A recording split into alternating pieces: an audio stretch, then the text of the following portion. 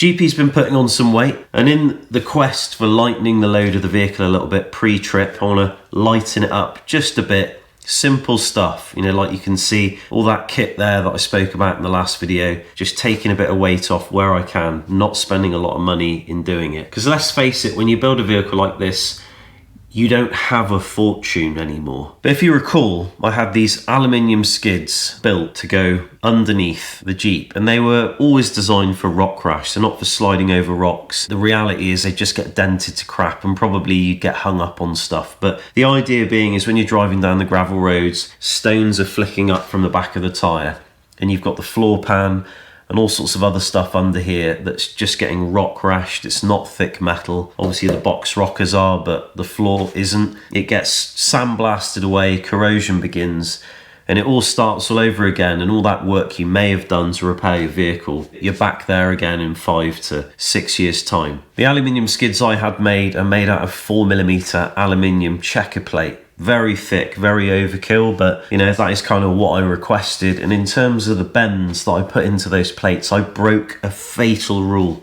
Never have your wheel well liners and all that kind of stuff directly touching surfaces where water can build up, or else what will happen is this will happen. Water has sat underneath the rocker panel, sandwiched between that splash plate and the panel itself, and the undercoat and the Raptor liner and everything else, the paint basically, regardless of what it is, has worn away, mainly because of dirt getting between the two surfaces, vibrations, right? When you have protection, you don't want a super tight fit, all right? The way this mounts up is pretty simple. You can see you've got some supports there that go from the box rocker back to the frame stiffener for good reason. And it mounts up just like that. And you can see where the problem is. The problem is exactly where that aluminium plate meets the edge of the box rocker and keeps all that water there. And that's kind of a rule I always never break. If you look at all the other protection on the vehicle, you have gaps. And when you don't have gaps, you have little rubber spacers, making sure there is a gap. It's kind of all in the details, really. It's a little bit kind of OCD, but it makes vehicles easier to clean because you can jet wash between the gaps. It means water can run away. It means gravel and dirt and sand don't build up. And in the end, it's about being able to breathe. You know, you want all these panels and all these surfaces to kind of be able to dry out, and that's really the main thing. So if you look at the other side, I've already replaced the aluminium panel with a plastic one, and it is a lot better, and the design is much better because you basically now have a gap, and we all like a gap, okay? But in terms of this particular gap, it means we can blast our hose straight into it and blast all of the dirt out. And it's not holding any water, and all those surfaces can dry out, thus for meaning no corrosion for a long time. So that is what I'm going to be replacing on this vehicle today, plus lightening the load. Just to double check the weight of this panel. So this panel is weighing in at 6 kilos. But what about the plastic replacement? What are we looking at? It's pretty thick plastic, 3 kilograms. So that would be both panels at 12 kilos so far, because there's 2 at the back I have to take off. The new ones being 6 kilos together, half the weight. So you've only saved 6 kilos there, but it all adds up. So there is also this piece as well, and this piece which went inside as a mounting plate. Those are 2 kilograms each. So that takes the total weight of all of that stuff up to 16 kilos. So in terms of what I'll be adding to the back in its replacement, I'm not sure, probably be less than 1 kilo in terms of, like, if you think about how big those pieces will be. So it's quite a good saving really on weight there. I mean, you've shaved off about 10 kilograms.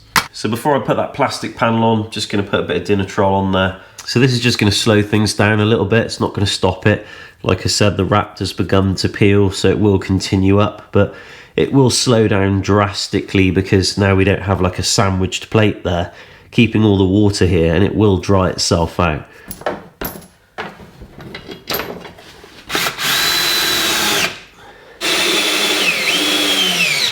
So that's a pretty decent bit of protection if you have a look from the back of the tyre. And there's enough of a gap, pretty big gap actually, that you're going to be able to jet wash in, get rid of all of that dirt. And another important part of the puzzle is do not have the panel touching the side of the frame. You want a gap there too.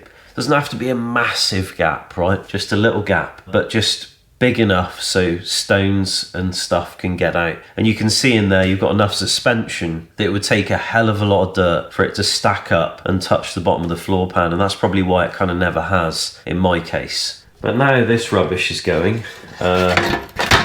you can kind of see it has done its job as well. Everything under there is looking good. I mean, sure, there's a little bit of like dirt and stuff, but nothing's lifting. And I've cut something out of foam here, and it's going to slot in like that, and it sort of gives me a little bit of a template to work off of. So that's the piece I need to cut out.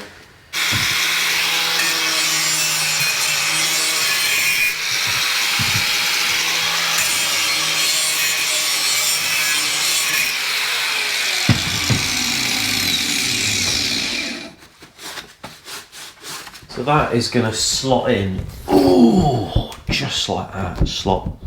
And I kind of want it angled like that for runoff and deflection. Yeah, I guess sort of there. And I'm going to be putting a bend in there. So it's going to come up at about 45 degrees and catch all of the dirt, and sort of like, then I can like find stuff in it.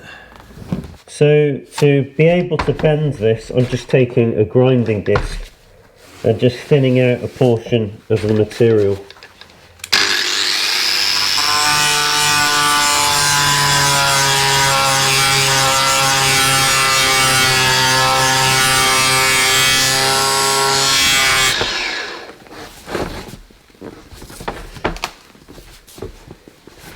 And obviously it's not going to be that long, but I got to do this stage by stage, really. So that will lock in like that. Personally think that looks crap, but I'll try and make it look good. I think cutting an angle off there so it tapers in, and obviously got to take it down there. Maybe then I bend this round and screw it directly in here and here, so that it sort of encompasses the back a bit more, so it's not sticking out so much. That'll probably look much better actually if I can do that.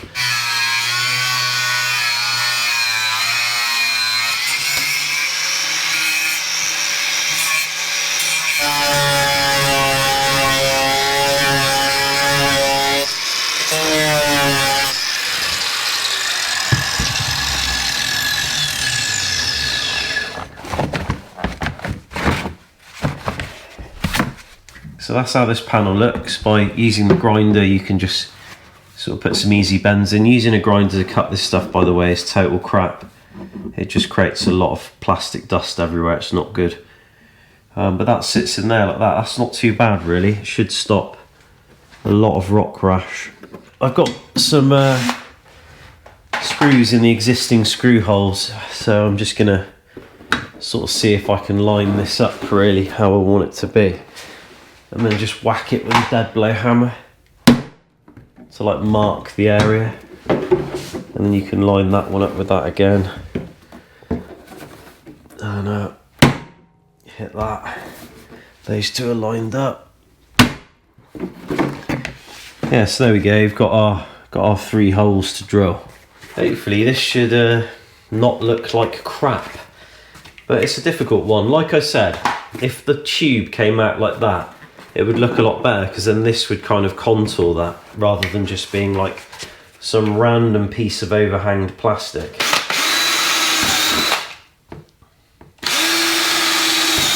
I mean, all this stuff can be done at a later date, I suppose. Just for now I want it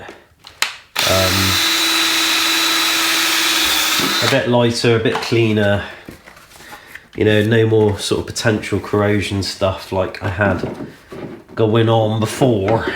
So we're going to set these the same way as the other one. So these are rubber spacers. It's going to keep a little bit of distance, like we said, because corrosion and all that. I know I'm a freaking loser. Look, you know, you just got to try and do a job right the first time, you know, and then you won't have to come back to it. That's the whole point. Admittedly, I've done billions of jobs wrong the first time, but I guess that's how you live and learn, right? I just want to tag this back a bit, really. I think it looks, I mean, I don't really think it looks good, I'm going to be honest. I think it'll do the job, and that's great. And it won't be too noticeably shit. But, yeah, the point being is it's a bit weird, but that's mainly because of the bumper. Well, that's the panel finished, and it doesn't look as good as the aluminium, because I think aluminium looks more like it should be there rather than some random black piece of like wavy plastic. I mean, that is another thing, like it's not completely straight and uniform, and I guess if I got a torch and heated it up a bit, I could influence some of those areas and straighten it up. In terms of how it seals around the fender, like the wheel well, looks good from underneath. It's going to offer lots of protection. There's a big gap between it and the sheet metal under there. Don't have to worry about dirt build up. Can jet wash down, can clean it out. You always want to hose it out. Remember that. That's one done. So obviously that isn't a huge weight save, and originally when I made that first video, I literally thought the Jeep was 2.5 ton, 2,500 kilos, but it wasn't weighed correctly. When I weighed it officially, like I say, it was 2215. But that was without the ladder. So I added the ladder back on, 9 kilos, which brings it to 2224 fully loaded with all the camp gear, 100 litres of diesel on board. It's actually not too bad considering the build and the 37-inch tyres and all the rest of it. But replacing in the last video the glass and taking away the rear motor for the windscreen wiper, that's a total of 15 kilos removed. Now obviously 7 kilos of that went back because of the aluminium panel and the screws and the paint and whatever. The skid plates that we've just done, or I've just done because I'm actually on my own, 16 kilograms. The new skids, 7 kilos, so 2 in the middle of 3, 2 at the back of 0.5 kilo each. So put a little bit of weight back, like lost a little bit of weight there. Tubes were cut off, 3 kilos. The steps, 5 kilo, like the old man step at the back. The sheet, which is there, the molle, 10, miscellaneous 8, old exhaust 6, new exhaust 3. So in total, if you look at what was added up in terms of what I've actually removed, that's 65 kilos. It's quite a lot of weight. I mean, it only amounts to 48 or somewhere around 50 given what was actually added back on. But if you think it's still around 50 kilos, you know, still around sort of 48, 50 kilos that's been removed already. So it's a pretty good step forward considering everything I've done so far isn't really, or hasn't really cost me anything apart from a couple of paint cans. So, you know, it's moving in the right direction, but that brings the new weight. I need to work that out a sec. Just a little bit of maths on my phone, because I'm stupid. That brings the new weight to 2176. So, you know, effectively I've removed a small person from the Jeep permanently, which, you know, as I say, it's a step in the right direction. And I can replace that small person with a blow-up version, okay? So given that that plastic is actually pretty malleable and easy to use, there is another area which I could use it in, and that's the gull wings. Obviously, those boxes are made of like 3mm aluminium. Again, they're not like crazy heavy, but together they're heavy enough that, again, it's just a little bit of weight that can be shaved off. I would never change the aluminium panel on the outside because that's obviously, you know, needs to be a pretty solid panel.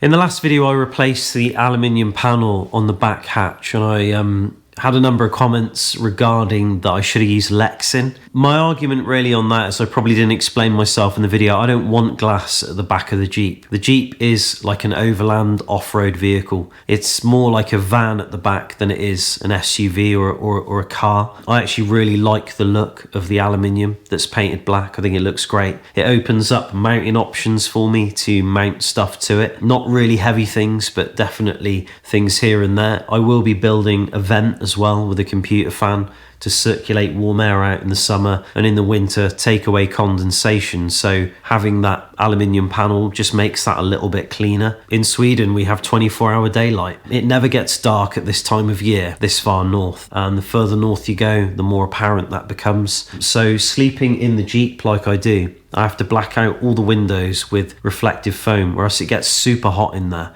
So just having the back blacked out all the time, it's one less window to worry about because it's not a window anymore. And it's the same with the gull wings. It's utilising space in the vehicle that's otherwise useless. I don't need glass back there. I can't see out of it anyway when I'm driving. There's a big fat tyre in the way, even if the bed platform and everything else, and there's no storage in the back, and it was all removed. So there really is no point of having glass back there for me. In the winter as well, it's so flipping cold that you want as much of the vehicle insulated as possible. And although aluminium arguably won't be a good idea for that, I can insulate it much like I've done the rest of the vehicle and the gull wings themselves with foam and other such stuff, and you won't get condensation and issues with that. So also adding lights on the inside of the aluminium panel shining onto me while I'm lying in bed helps me reenact that night that I've never forgotten, where I was jorking it and I was being abducted by aliens tractor beamed up into the mothership.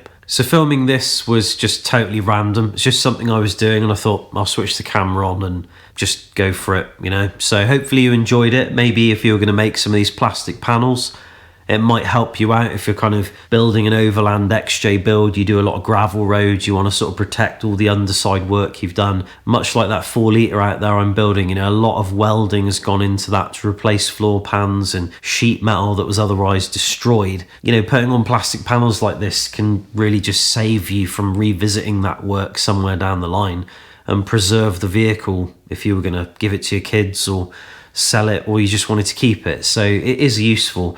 But in the next video, I'm going to be installing a Wolfbox Tri-Pro, which will be the reverse camera, a dash cam up front, and there's also then an auxiliary camera that you can mount somewhere on the vehicle, like underneath if you're rock crawling, or on the front bumper or whatever. I'm not sure whether I'll mount that just yet, but the point being is obviously I'm going away on a bit of a trip. Like I keep saying, a lot of this is preparation for that. In fact, it all is. The point is you know, having a reverse camera and a dash cam that are like recording all the time is going to cover me in the event of if something goes wrong. Touch wood, it doesn't. But if it does, then, you know, maybe I'm covered. So a big thanks to everyone who's watching. Really appreciate it. Thanks to my patrons supporting the channels. Thanks to everyone for checking out the channel and supporting it in whichever way you can. It means a great deal. And I'll see you very soon in another one. God forbid, another one. Oh, save a bit of weight there. Just take a bit of rubber off the end of that. So it's probably take that bit of plastic off there. Bit of weight saved. Weight saved. Soft shackles. Soft shackles, weight saved. Weight saved. Bit of fiberglass there. It's weight saved. Take away those lights, just put some fucking candles there. Weight saved. We don't want to snorkel. You know, fucking helium in the tyres, right? Weight saved.